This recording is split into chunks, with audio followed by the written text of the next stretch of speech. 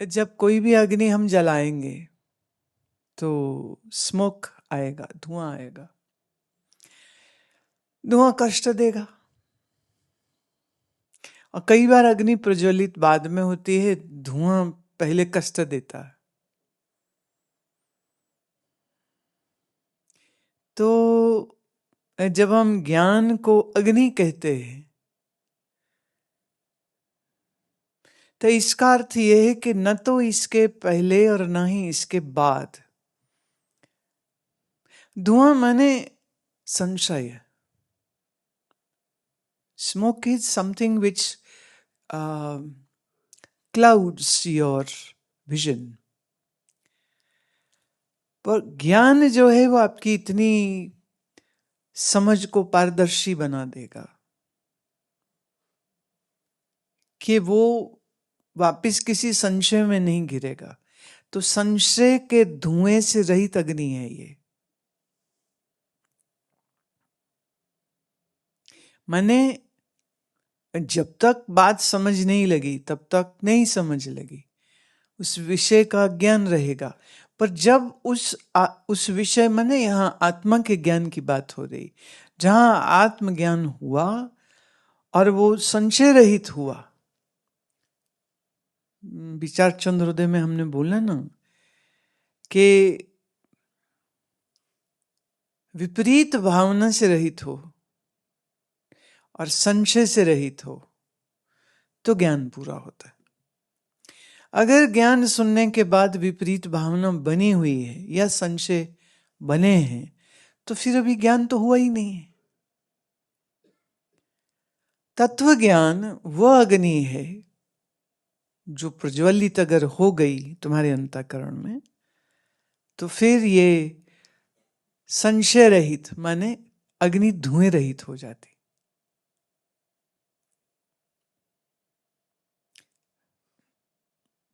चलो ऐसे ऐसे मैं कहती हूँ कि ये जो मेरे हाथ में है भगवद गीता, इसके ऊपर श्री कृष्ण का चित्र बना हुआ है सेंटर में।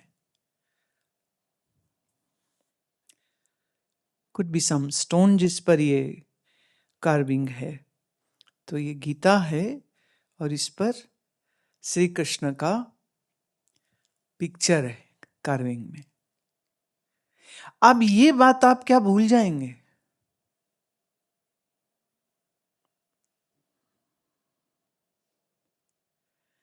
कृष्ण तुमसे अलग है, गीता तुमसे अलग है, इस पर कृष्ण का चित्र है, ये मैंने बताया, आपने सुना। अब मान लो आपको कोई डाउट हो तो मैं कहूंगी कि पर पास आ करके देख लो, हम दिखा देते हैं। अच्छा मान लो आपको मैंने दे दी, आपने ऐसे हाथ में पकड़ी और आपने कहा भाई हम इनकी बात पे यकीन क्यों करें, और इसको हमने ऐसे खोला, अरे हाँ ये तो गीता ही है। हाँ, अब ये जो ज्ञान आया कि ये गीता है, उसके कवर पर श्री कृष्ण का चित्र है, ये आपने जाना। अब ये जानना आप कैसे भूलोगे? एक्चुअली अभी चूंकि ये वीडियो रिकॉर्ड हो रही है सारी बातचीत, तो इस रिकॉर्डिंग को जो कोई देखेगा वो भी जानेगा कि गुरु मां के हाथ में एक कपड़े की जिल्द से बनी हुई भगवद गीता थी, जिस पर कार्विंग में श्री कृष्ण का चित्र था। ये भी संभव है कि कल कोई सुनने के बाद आगे आगे जैसे बात जाती तो सुन के कोई कहे कि अच्छा वो कौन सी गीता थी, हमको भी देखनी है, और वो यहाँ आए आश्रम। क्योंकि लोग बड़ी अजीब अजीब फरमाइशें लाते हैं मेरे पास, तो ये भी फरमाइश आ सकती कि वो कौन सी गीता थी जिस पर श्री कृष्ण का चित्र था, जो एक एनग्रेविंग था। तो संभव है कि हम उसको दिखा दें, अगर अगर किसी को हमने दे नहीं दी, यहां से किसी ने गायब ना कर दी तो। लेकिन ये वीडियो में रिकॉर्ड हो रहा है, लोग अभी जो सामने बैठे हैं वो देख रहे हैं, जो बाद में रिकॉर्डेड देखेंगे वो भी देख लेंगे।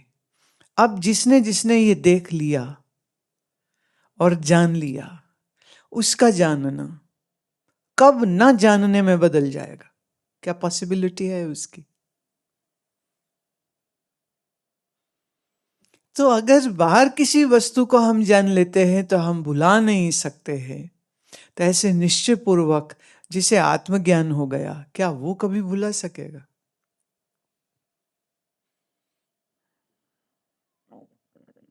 जब लोग कहते हैं ना, अरे हम तो भूल गए, तो आप भूलते वही चीज है जिसको आपने ठीक से जाना नहीं है या जिससे आपका मतलब नहीं होता।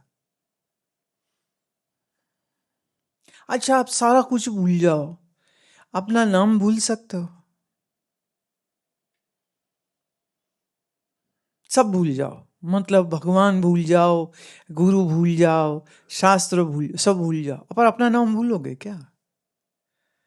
वो तो नहीं भूलता, क्योंकि वो जानते हो आप।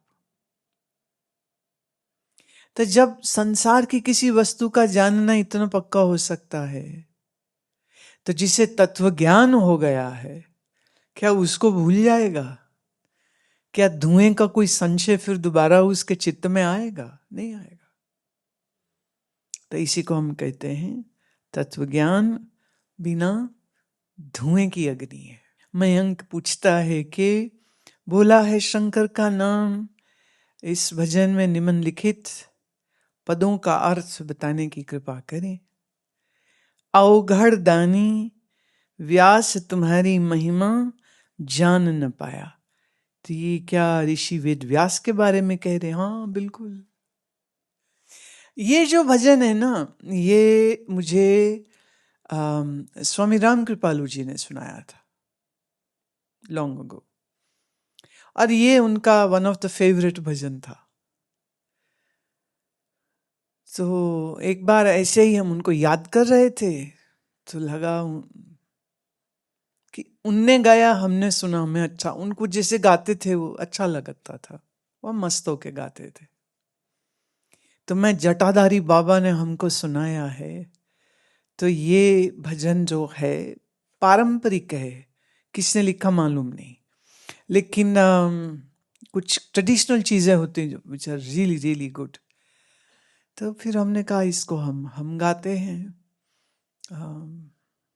तो ऋषि वेद व्यास हमारे सनातन धर्म के सर्वोपरि सर्वश्रेष्ठ ऋषि हैं।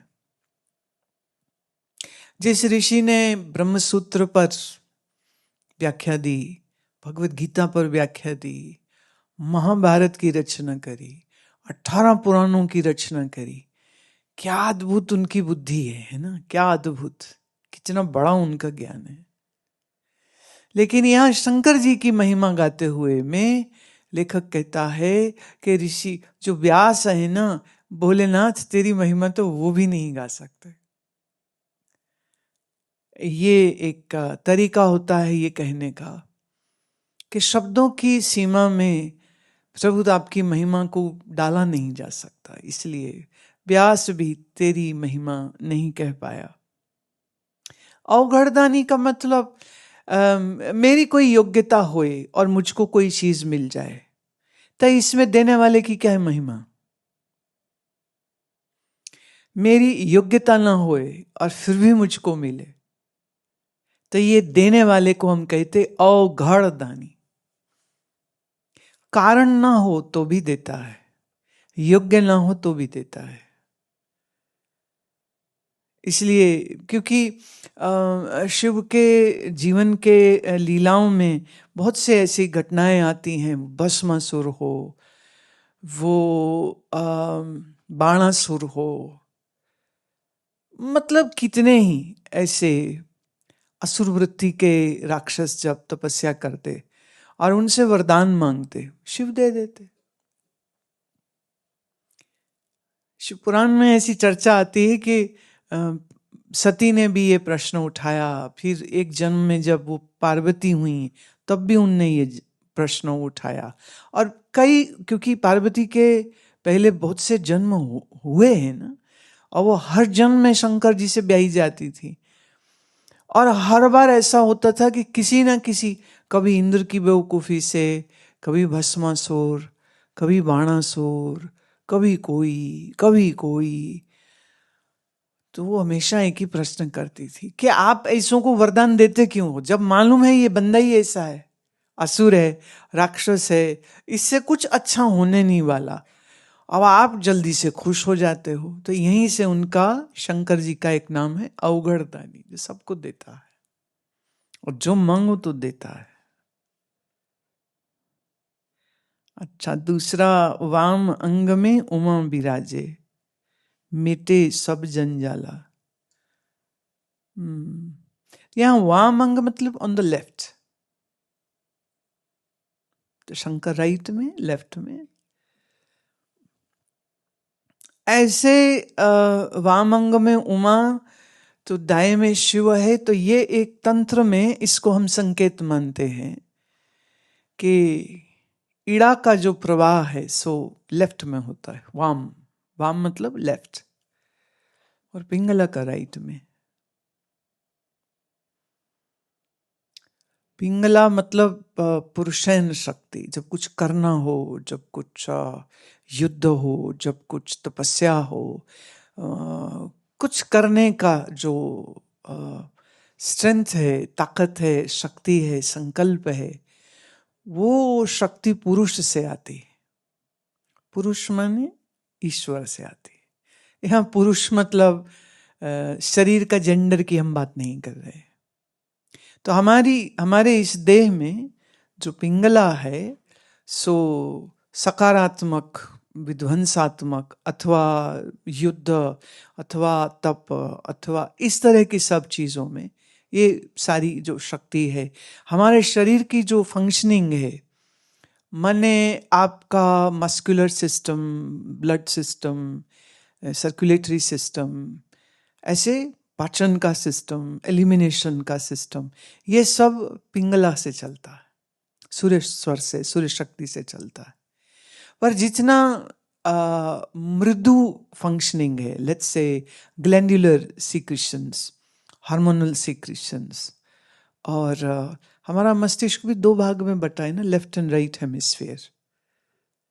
सो एक है जो which is more to do with emotions and thinking and feelings, दूसरा है more about active thinking, determining, analysing, so divided.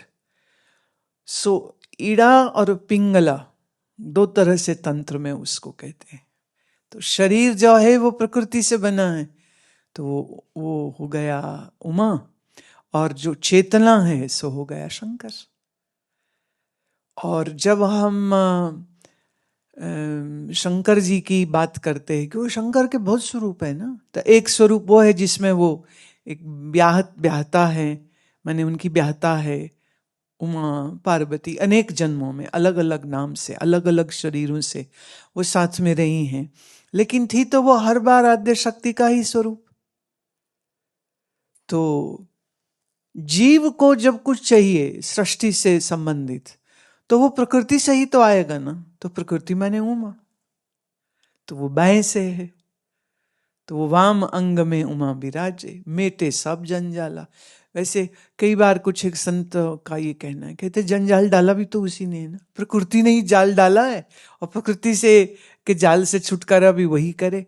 लेकिन इसको थोड़ा सरल या भक्ति भाव में जाए तो मन में जब तकलीफ हो, जीवन में तकलीफ हो, संशय हो, कष्ट हो, रोग हो, तब उस समय पर आपकी जो दैवी गुण होते हैं, दैवी गुण दुर्गा है, तो उस दुर्गा को जागृत करने से आपकी समस्याएं दूर हो जाती। बुद्धि कम है तो सरस्वती, शौर्य कम है तो दुर्गा, हाँ, और श्री की कमी है तो फिर देवी अन्नपूर्णा। तो ये जो भिन्न भिन्न शक्तियां हैं इस सृष्टि में, तो उन सब शक्तियों की जब कोई आराधना तो कह दे शंकर की करेगा, पर जो वाम अंग में देवी बैठी हैं, वो देवी जो है वो आपके सब कष्टों को दूर कर देती है। तंत्र में इनके कुछ अलग अर्थ होते हैं। भक्ति मार्ग में एक ही चीज के बिल्कुल दूसरे अर्थ होते हैं, और ज्ञान में तो बस क्या ही कहने। तो शब्द तो एक ही होता है, लेकिन उसकी व्याख्या आप किस मार्ग से करना चाहते हो वैसे ही उसके अर्थ बदल जाते हैं। तो वाम अंग में उमा बिराजे, मीठे सब जंजाला। लेट्स से इसको अगर हम ज्ञान की दृष्टि से देखें तो अज्ञान एक राक्षस है। इस राक्षस का नाश कैसे होगा? तो ब्रह्माकार वृत्ति से होगा। तो ब्रह्माकार वृत्ति क्या हो गई? वो उमा हो गई। तो देवी के ज्ञान की इस वृत्ति के, ज्ञान के इस विचार के जागृत होने पर मन के अंदर आए हुए अज्ञान रूपी राक्षस का नाश हो जाता है। इसलिए कहा महादेव की हम भोला है शंकर का नाम, भोला रूप निराला। तो उसका रूप भी निराला है, सुंदर है, और चूंकि औगड़दानी है ना, इसलिए भोला है। भोला मतलब प्रेम देता है, आशीष देता है, शक्ति देता है, जो मांगो वो देता है। जब संसार में भटकना चाहते हो तो वो भी दे देता है।